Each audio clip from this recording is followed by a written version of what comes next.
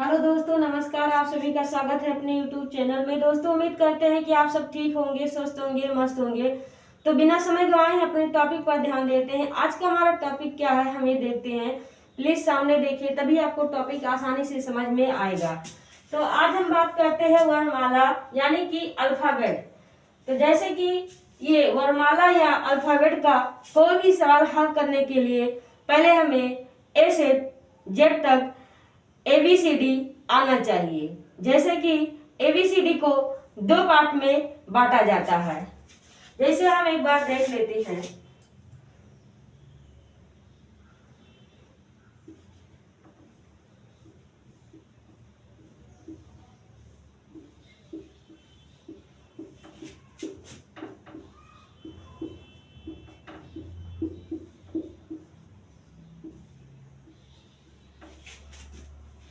ये हमारा first step होता है। ये फर्स्ट स्टेप होता है और यहां से शुरू होता है सेकेंड स्टेप। जैसे कि कभी कभी होता है कि एम के बाद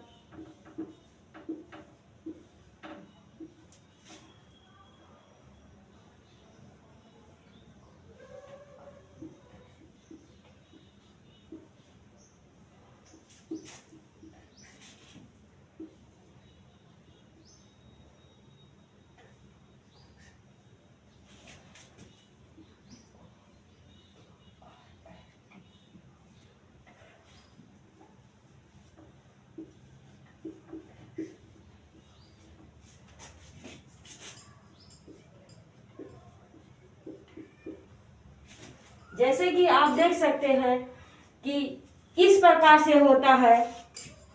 ए से लेकर एम तक ये फर्स्ट स्टेप बोला जाता है, यानी अर्धस्थ बोला जाता है।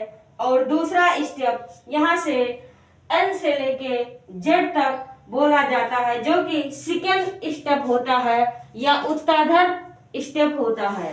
कभी कभी ऐसा होता है कि एम के बाद एन यहीं से शुरू हो जाता है या फिर जेड यहाँ से शुरू होता है। तो इस प्रकार से ये सवाल हमारा होता है। तो हम इस सवाल को देखते हैं कि ये सवाल क्या कह रहा है। हमारा ए से लेके जेड तक अल्फाबेट के 26 अक्षर लिखे गए हैं। उसके बाद में ये हमारा सवाल है, कौन सा अक्षर बाएं से सातवें के दाएं 15वां है। तो यहाँ पर ऑप्शन दिया गया है। पहला टी है, दूसरा व्यू है, तीसरा एच है और चौथा यू है, पांचवा है इनमें से कोई नहीं। तो हम देखते हैं इसी सवाल के माध्यम से। जैसे कि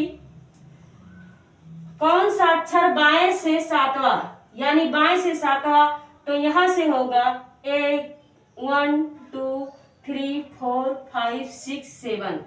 7 हमारा यहाँ आता है, यानी जी हमारे 7 अक्षर है।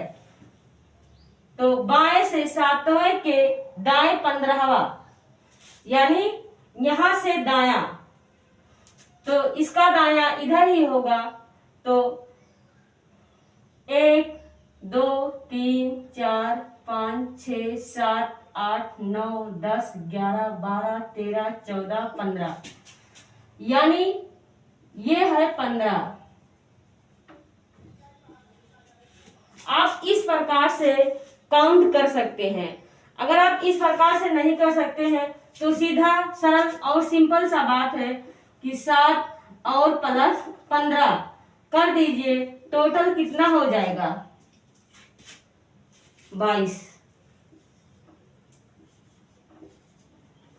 22 जब दोनों को प्लस कर देंगे 7 और इतने को, तो यहाँ पर 22 हो जाएगा। 22 क्या है? ये 15। तो हमारा सवाल क्या कह रहा है कि कौन सा अक्षर बाएं से सातवें के दाएं 15वां है। तो आप देख चुके हैं कि व्यू आता है। तो व्यू क्या हमारे ऑप्शन में है? पहला है टी, दूसरा है व्यू। तो ये व्यू हमारा ऑप्शन सही है। तो उम्मीद करते हैं कि आपको ये टॉपिक समझ में आया होगा।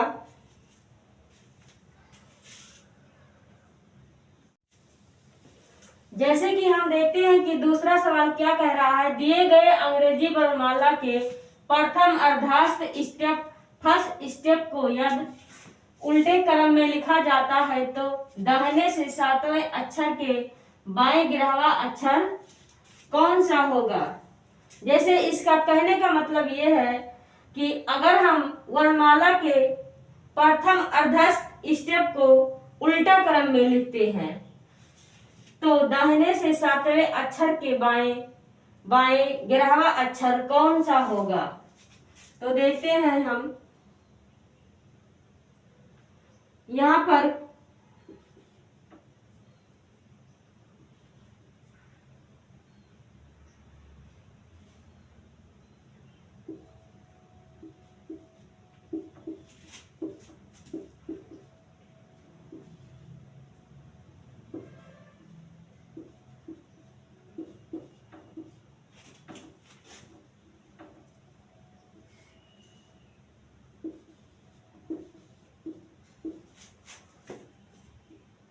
ABCDEFGHIJKLM ये हमारा फर्स्ट स्टेप उल्टा लिखा जा चुका है।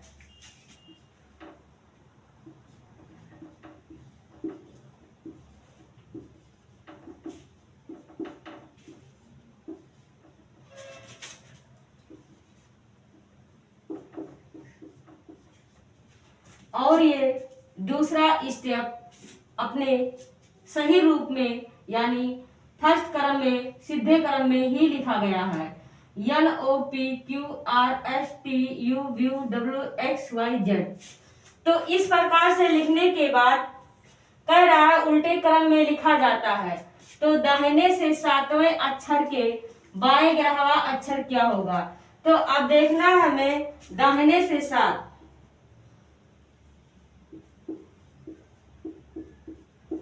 दाहिने से सातवें अक्षर यानी 1 2 3 4 5 6 7 यानी टी है।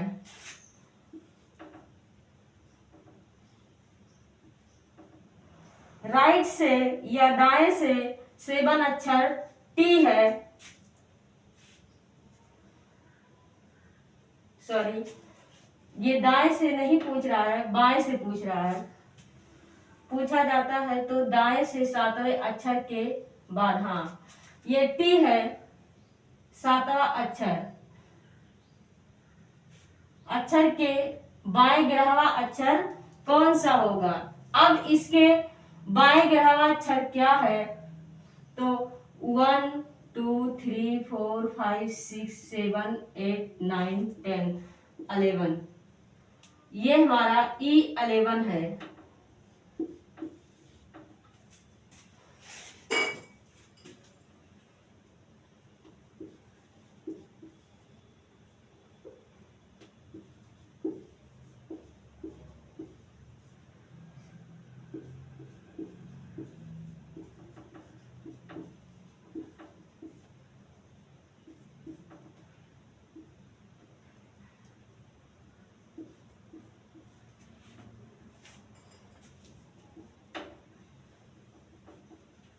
ये 7 और ये 11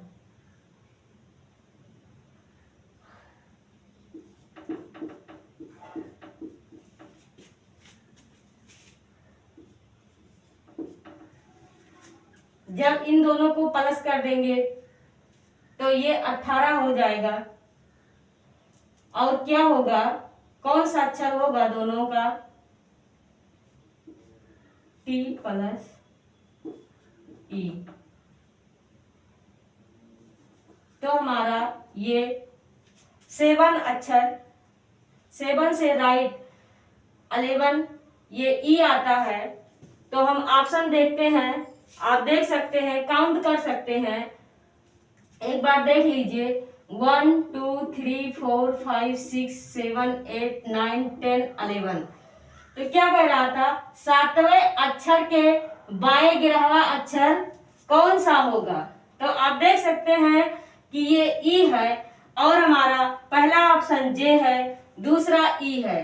तो ये हमारा दूसरा ऑप्शन सही है। तो आज का हमारा टॉपिक यही समाप्त होता है। उम्मीद करते हैं कि आपको ये टॉपिक अच्छे से समझ आ गई होगी। अगर नहीं आया है तो हमें कमेंट करके बताइए, और वीडियो थोड़ा सा भी पसंद आया है तो प्लीज लाइक शेयर और सब्सक्राइब कीजिए, ज्यादा से ज्यादा शेयर कीजिए। अगले दिन मैं एक नए टॉपिक और नए हौसले के साथ आपसे मिलूंगी। तब तक के लिए जय हिंद, जय भारत।